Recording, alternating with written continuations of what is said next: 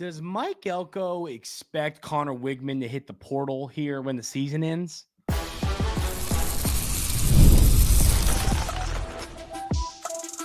You are Locked On Aggies, your daily podcast on the Texas A&M Aggies, part of the Locked On Podcast Network, your team every day.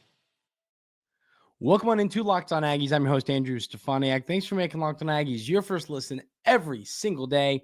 On the show today, ladies and gentlemen, we're going to talk a little bit about one position group that has really exceeded expectations. We're going to talk about the Auburn game. We're going to break that down a little bit, hearing some things from that camp. But I want to start the show talking about Conner Weigman. And is this coaching staff expecting him to hit the portal? Are we expecting him to hit the portal? We're going to have all those conversations on today's episode of Locked On Aggies. And I'll tell you this. I think it's safe to say that this has been another interesting season of Texas A&M football when it comes to the quarterback position. Texas A&M fans know there's no such thing as having a normal season at quarterback. It's just not possible. It just doesn't happen. The Aggies just can't seem to have one guy be the dude for the whole season. Can't happen, whether it's injuries, benching, whatever. It's kind of a bit of both this year. You know, I was all in on Conner Weigman. I was all in on him this offseason.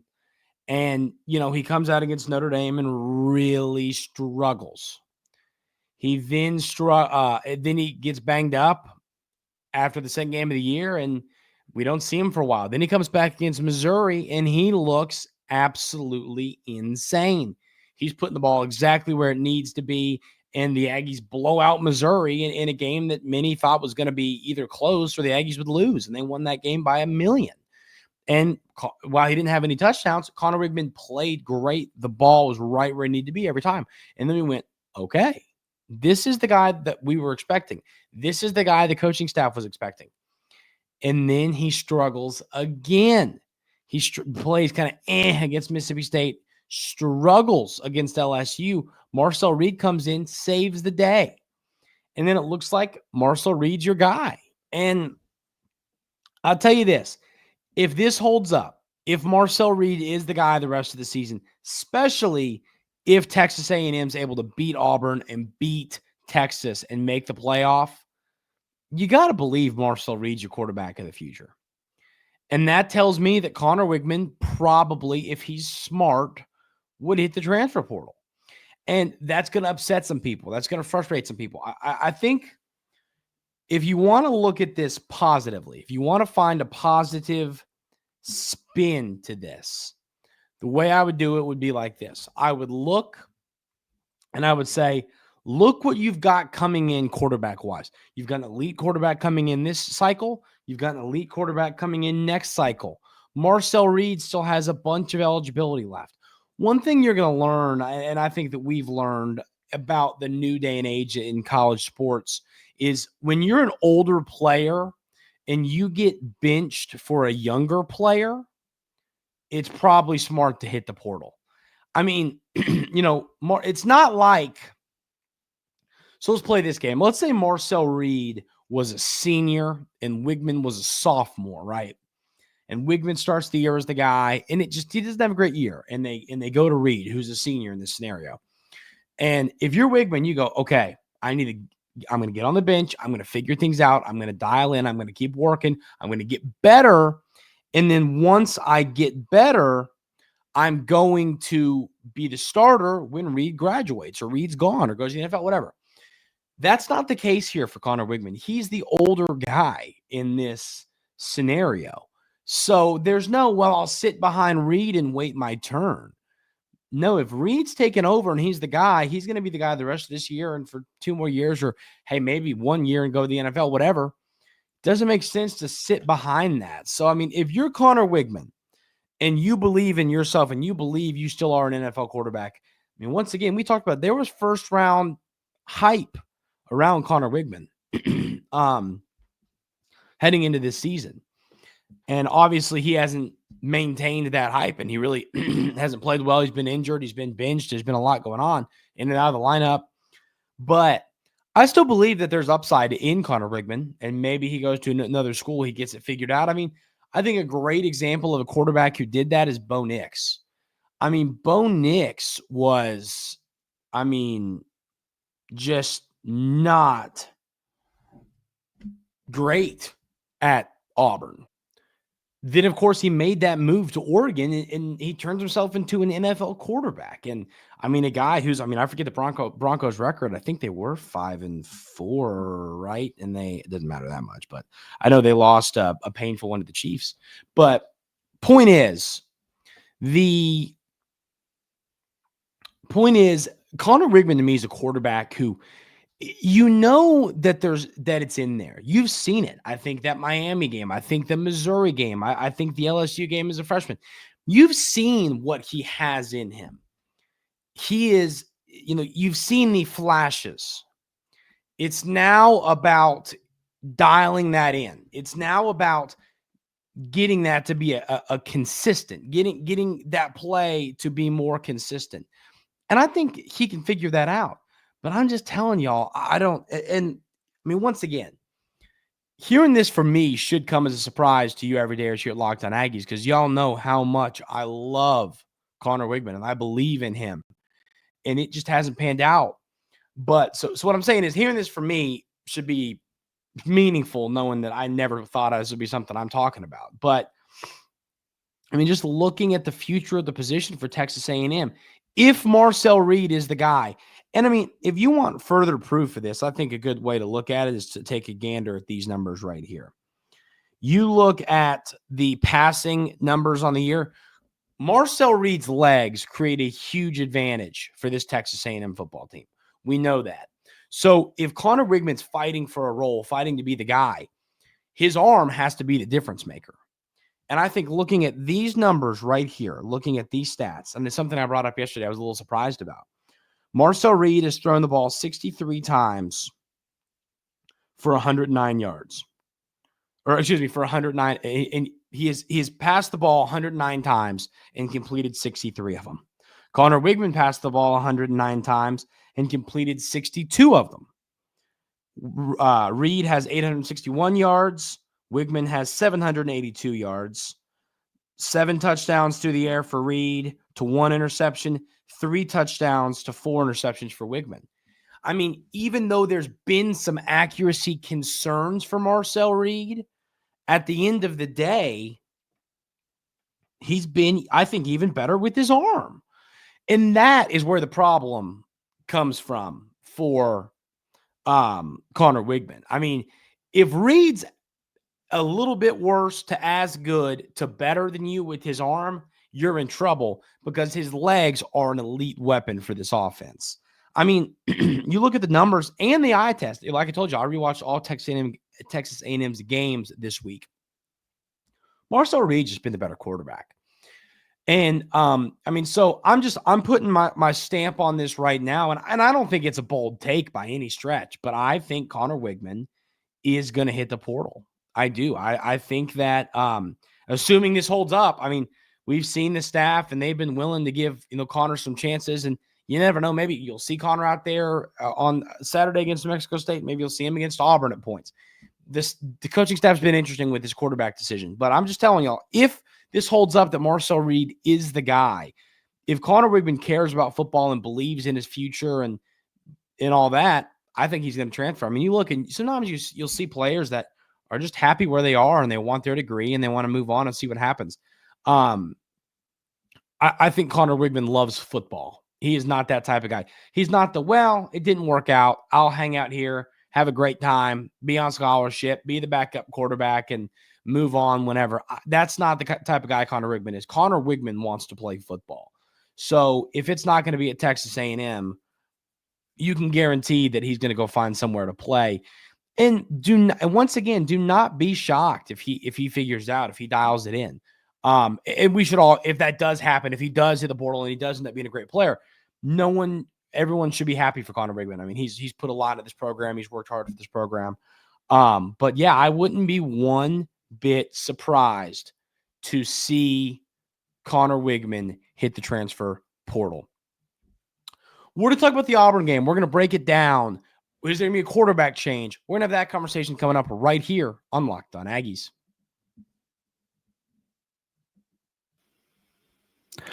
First, I want to tell you about our friends over at GameTime. Listen, ladies and gentlemen, the only place that anyone should ever be buying tickets is GameTime. My dad and I were at a concert last night. Where did we get tickets to said concert? GameTime. It's the only thing we'll use, the only thing my dad uses, the only thing I use.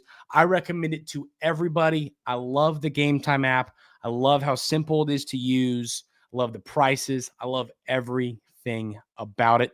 Take the guesswork out of buying tickets with GameTime Picks. Download the GameTime app, create an account, and use code LOCKEDONCollege for $20 off your first purchase. Terms apply. Again, create an account or redeem code LOCKEDONCOLLEGE for $20 off. Download the GameTime today. What time is it? Game time.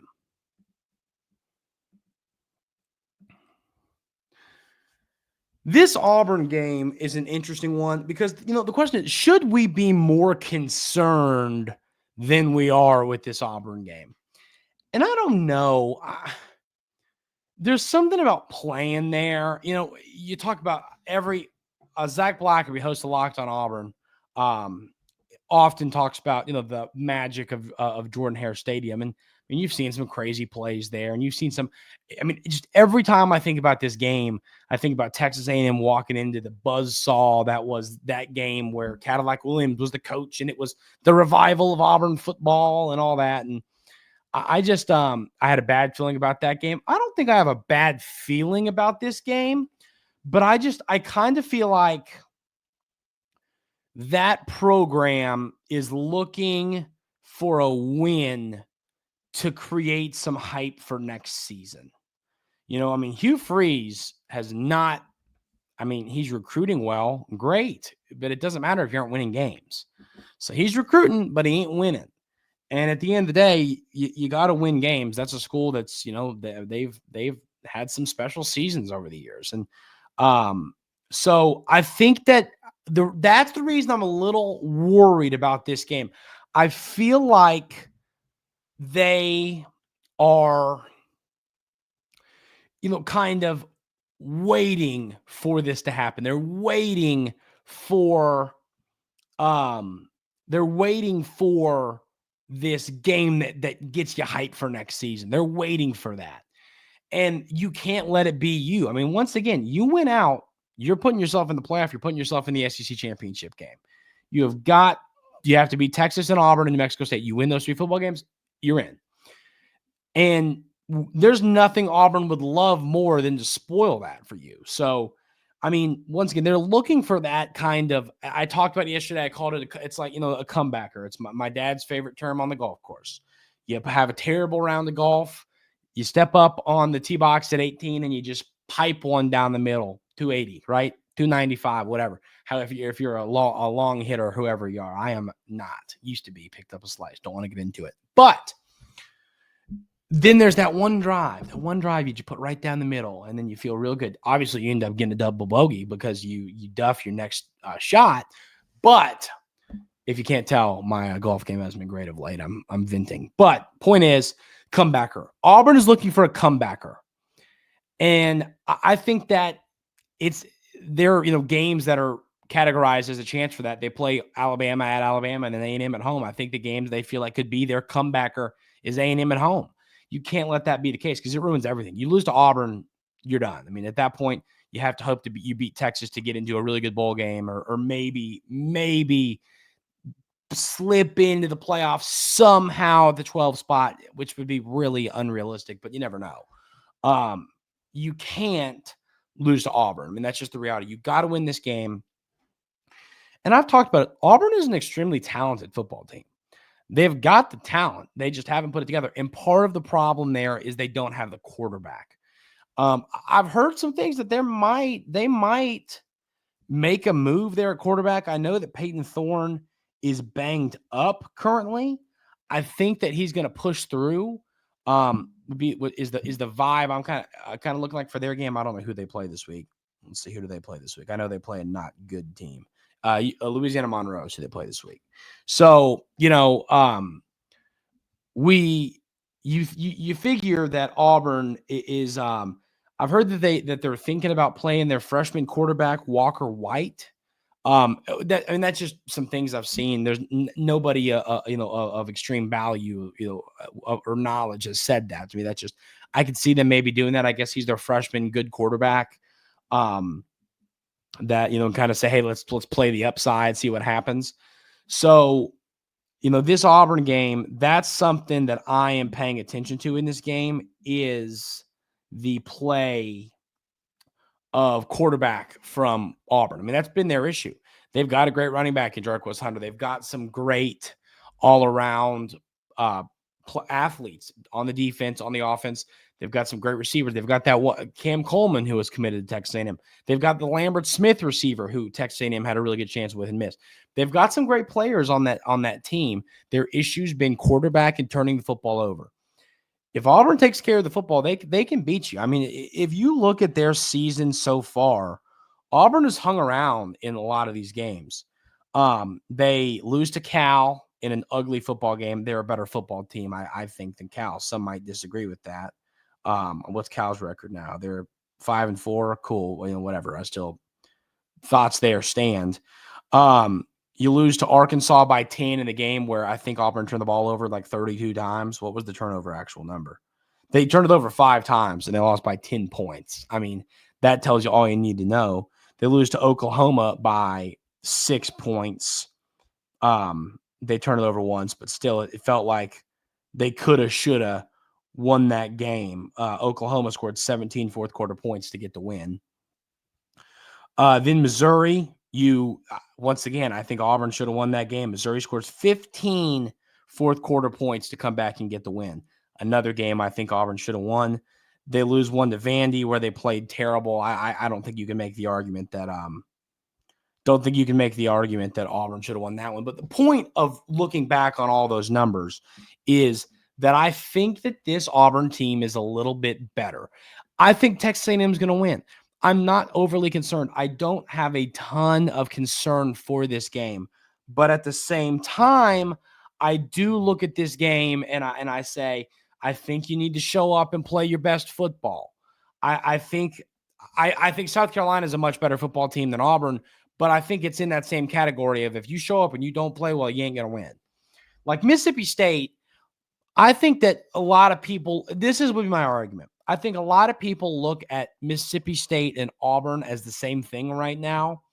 I think Auburn is much better than Mississippi State. Texas A&M did not play well against Mississippi State, and they were able to win, right? I think if you play the way you did against Mississippi State, you could lose to Auburn. I think that they're better than Mississippi State. So that's kind of a thought of mine is do not take this game for granted. And you cannot look past this game at Texas. That was something I talked about this offseason when we figured that Auburn was going to be a lot better than they've proven to be. You're going to have the revival of one of the best rivalries in all of college sports on the football field coming back on that following Saturday. You cannot let that be in your brain. You cannot be thinking about that game when you're getting ready to face Auburn, because while they're not a great team, when you're playing at their place, there's a chance that if they show up and you don't play well, they could beat you. They could. And I think it's a little bit, I think people, I wonder, I'm curious if y'all agree on that. Or do y'all have any concern with Auburn? I have a lot of concern because I'm worried this team's going to overlook this game for Texas. I think Elko's the type of coach that's not going to let that happen, but it's definitely in the back of my brain. And I'm thinking, you're coming off a bye week. You got to show up while you're coming off a painful loss. How are you going to respond? Are you going to respond the right way and just punch Auburn in the mouth? That's what you need to do. So this is a football game that I'm definitely, I'd say I have some concern about. And my concern comes from the lack of concern I've seen from others. People don't seem to have much concern for this game. And I obviously I'm going to pick Texas A&M to win. I'll probably pick them to win by double digits. The issue to me is that I think Auburn's just a hair better than people give them credit for. And if you show up and you play like you did against Mississippi State on the road, I think you could lose this game. You got to show up. You got to play your brand of football. We're going to see what it looks like with no Le'Veon Moss. Obviously, you played most of the game against pretty much all of the game against South Carolina with no Le'Veon Moss, but you get my point. we're going to learn more about what this looks like without Le'Veon Moss. There's a lot of things that could happen. So anxious to see what happens in that game. We're going to talk about the offensive line and why it's really been the unsung hero of this season. We'll talk about that coming up right here on Locked On Aggies.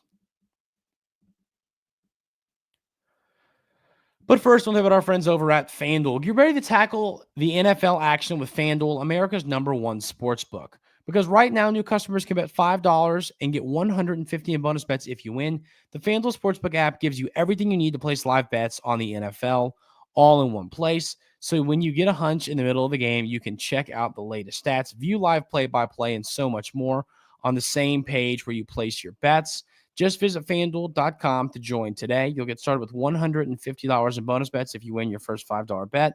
That's FanDuel.com. Never waste a hunch and make every moment more with FanDuel, an official sports betting partner of the NFL. So I want to talk for a minute just about the offensive line. I've just been all offseason, we talked about all of the concerns we had for this team, and 90% of that concern was over the offensive line. We didn't feel great about it. And I talked about this offseason a ton, how I would say, listen, I'm not asking for this offensive line to be the best in the SEC. I'm not asking for this offensive line to be absolutely elite. I'm asking for this offensive line to just be okay to good. If you could be in the okay, good, great range, I think it would be huge for this team. And I think the offensive line's been good. There's been some great games, there's been some good games, and there's one or two kind of games.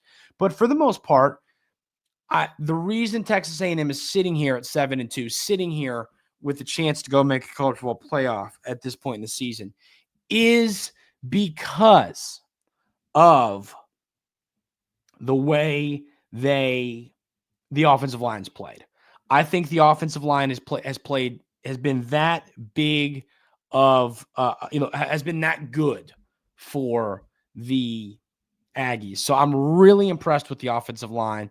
I've been really happy with them. And I mean, hey, you've had some injuries. You've had some new guys come in. You had some transfers. You've had a lot of stuff happen from December of last year to now on the offensive line, from guys you thought would be here transferring, injuries.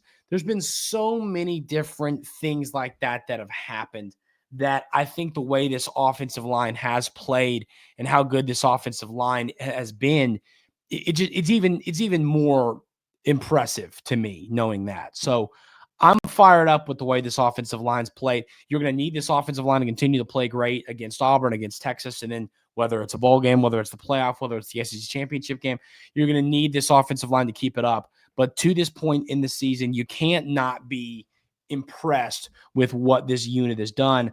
And I believe the future's bright with your position coach and your staff. I feel great about everything there. I feel good about the recruiting. I feel good about the young guys you have on the roster. I think if you're a Texas A&M football fan and you have questions about the offensive line, you should be a lot more fired up about the future of this position. I think it's in a good spot, and I'm really anxious to see what this looks like in the future. That is going to do it for today's episode of Locked On Aggies. Thank y'all so much for being here every single day. I really, really appreciate it. And like I say, if you haven't already, hit that subscribe button on YouTube. Helps the show a ton. Hit the like button, leave a comment. All those things help. If you're listening on a podcast platform, subscribe there, like there, leave 5-star reviews. All those things help the show a ton as well. Really appreciate you everydayers here at Locked On Aggies. Tune in and listen on a day-to-day basis. Appreciate it. Hope everyone has a great rest of their day today, and we will see y'all again tomorrow right here on Locked On Aggies.